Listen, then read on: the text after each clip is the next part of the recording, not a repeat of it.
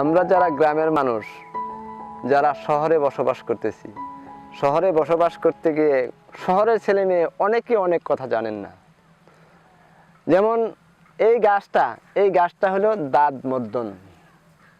আমি মূলত কবিরাজ না, তবে আমরা যেটা প্র্যাকটিক্যাল, এই গাছের পাতা রস, এই গাছের পাতার রস করে যে চর্মরোগ, দাউদ হয়, আমরা যেটা গ্রাম্য ভাষায় বলি যে দাউদ, সে দাউদে যদি এই রস দেওয়া যায় 1 সপ্তাহ ব্যবহার করলে দাউদ থাকে না। এটা তো আসলে দেখা গেছে যে আমাদের গ্রামগঞ্জে অনেকেই আসলে আজ হয়তো 100 বছর হয়েছে রাসায়নিক, বিশেষ করে যে ডাক্তারি ইয়েটা, আগে তো গ্রামগঞ্জে গাছ লতা পাতা দিয়ে, এখনো তো আমাদের কোম্পানি নিচ্ছে এই বনজ চিকিৎসা ব্যবস্থা আমাদের গ্রামগঞ্জে এখনো বেশ প্রচলিত। কারণ গ্রাম থেকে শহরে চলে গেছে, শহরের পরিবেশেই বেশি চলতেছে জাতীয়ভাবে, আর সেক্ষেত্রে এগুলার ব্যবহার অনেকটাই কমে গেছে।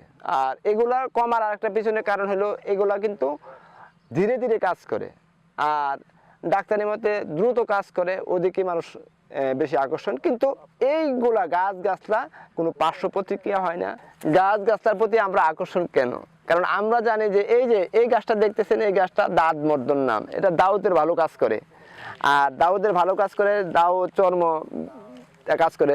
যেমন দেখা গেছে এটার এখন, যদিও আমি কবিরাজ না, আর আমাদের এখানে যে আমি প্র্যাকটিক্যাল, যেমন দাউদ হয়েছিল, দাউদে দেওয়ার পরে কিন্তু দাউদ ছেড়ে গেছে, এটাকে আমি একটা প্র্যাকটিক্যাল প্রমাণ। আর এই গাছগাছলা যে চিকিৎসাটা, সেই চিকিৎসাটা একটা দিকে হলো রাসায়নিক যত বড় চিকিৎসা হোক, পার্শ্ব প্রতিক্রিয়া আছে। আপনার ব্যথার ট্যাবলেট খেলে গ্যাসের ট্যাবলেট খাইতে হয়। আর আমাদের যেভাবে যে গাছগাছলা দিয়ে যদি করা হয়, সেক্ষেত্রে কিন্তু পার্শ্ব প্রতিক্রিয়া কম, যদিও আস্তে আস্তে এককালীন সার। আরেকটা কথা হলো যে যেমন মোল্লার বাড়ি বিলে বলে মোল্লা কিছু না কিছু জানে। আমাদের যেহেতু গ্রামগঞ্জে বাস করি, আমাদের মুরব্বীদেরকে দেখেছি যে আসলে এই গাছটা এই কাজে ব্যবহার হয়, ওই গাছটা ওই কাজে ব্যবহার করে।